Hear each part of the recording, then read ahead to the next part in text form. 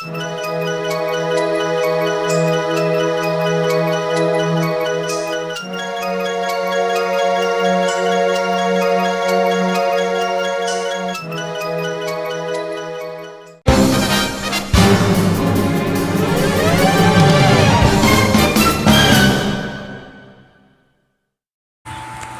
guys, here and today we're taking a look at the Transformers Studio Series Dark of the Moon Wheeljack, which they call him Q in the movie, but it's still Wheeljack.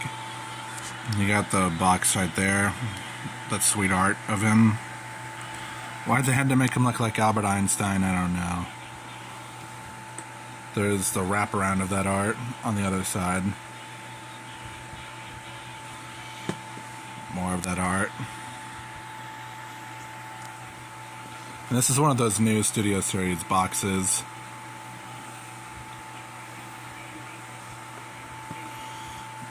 There's a screen grab from the movie, a little bio,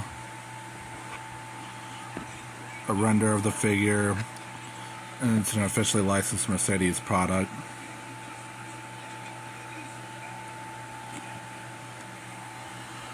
So that's cool. So let's go ahead and open this up.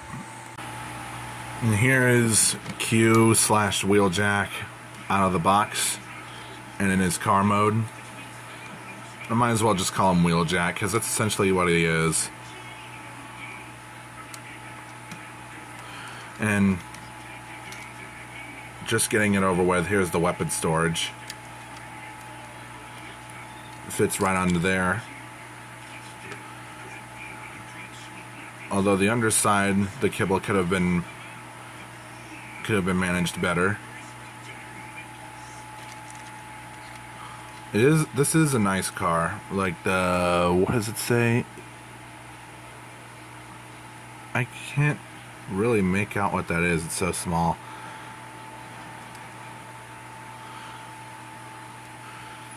All you car nerds can have fun in the comments. I forgot the name of it. But this is a nice vehicle mode, nice and blue. And I never owned the original Dark of the Moon Wheeljack figure because, like, that figure was canceled along with Soundwave. But I did enjoy the Dark of the Moon line when it came out. I still remember seeing the toy leaks from back in the day. I think the leaked images I saw were for Shockwave and Bumblebee, maybe even Megatron, I think. But I know some of my favorite figures were definitely like Bumblebee and Barricade, Megatron and Shockwave. Like, those are my favorite Dark of the Moon figures. And the windows are done in a nice transparent black, so you can barely see anything, but you can still see the hands in there. Headlights, taillights, all painted nicely. The grille is done up nice. Mercedes logos on there. And it's nice to see pinned wheels, or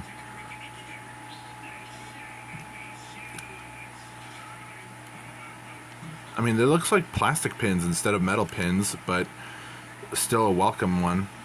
You got a white rim on the hubcaps. White trim, I guess. Rolls good.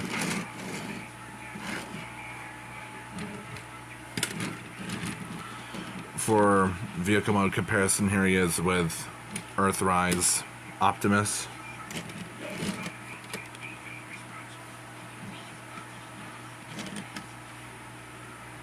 And that's how it scales next up to that. So let's go ahead and get Wheeljack into robot mode.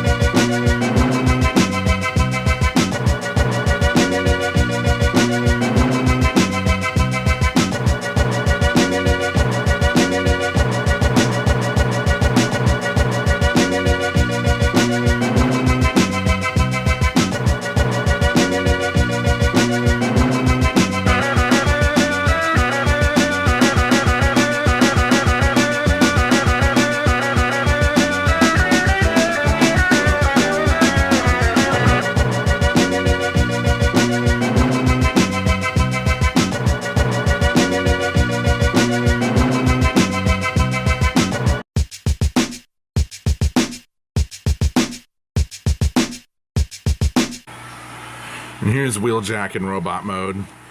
And while this is much more accurate in terms of the detail, like you can see all the tools and stuff, all that jazz. There's even his Albert Einstein head, which that's very well detailed. Gotta zoom in there real quick. That's very well detailed. The nice metallic blue on his hair, the golden mustache, the glasses that he wears, all this detail here. It's very nicely sculpted, although the kibble could have been handled better.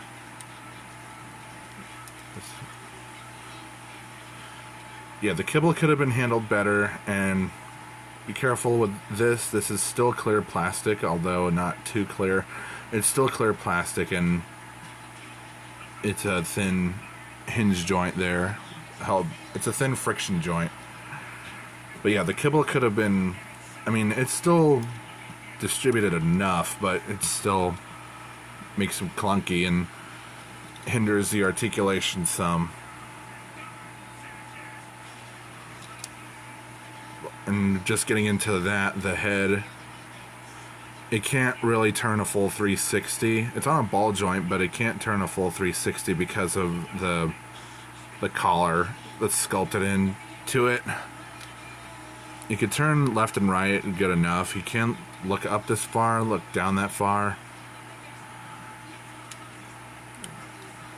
These move out of the way for the arms to move out. They move out this far, but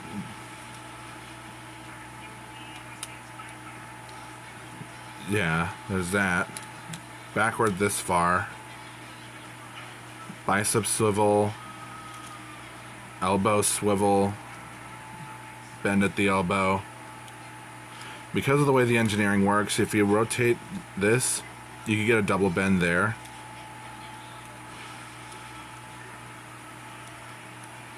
You can give him some funny arms. You got a hinge here, but that's more for the transformation. Nothing at the waist because of how the engineering works.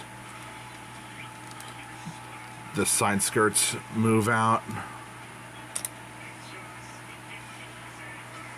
Legs move forward this far. Back, not at all, before the kibble gets in the way. Outward this far.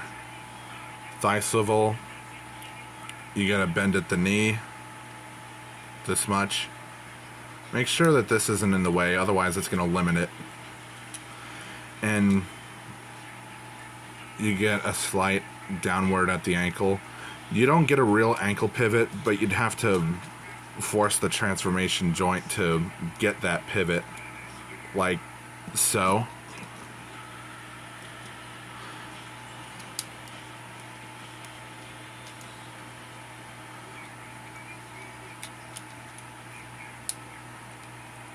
And the back kibble doesn't really like to, it doesn't plug in. It's not like a solid connection. It's not annoyingly loose, but it's just a bit finicky, which it still holds in position well enough. It's just that for weapons, he has his staff here that he never uses, and he had this little gun, I guess. And you can hold his gun there. The problem is he doesn't have like those completely hollowed out holes in his hand.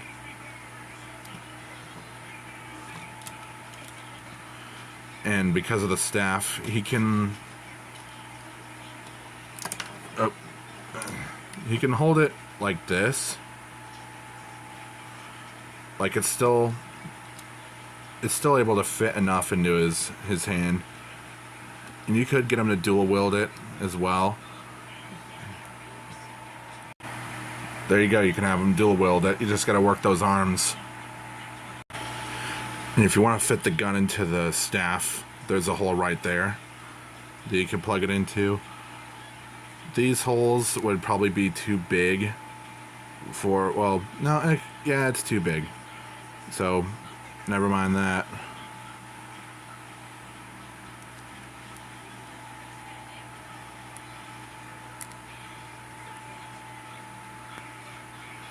And the staff can still plug into here, although it's not the tightest fit. You'd have to really plug it into the grill there. Now you can get that look going.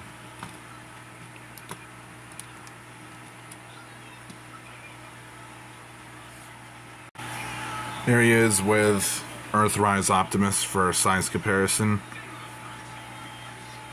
So you can see how he scales with a Voyager. And yeah, it looks really good. So that's really it for this review. I hope you enjoyed it. Like, comment, subscribe, hit the notification bell. Join my Discord and follow my socials. The links to those are in the description. Share the video. And commission's open, so if you want some art, contact me. This has been Zeta. Have a good rest of the day.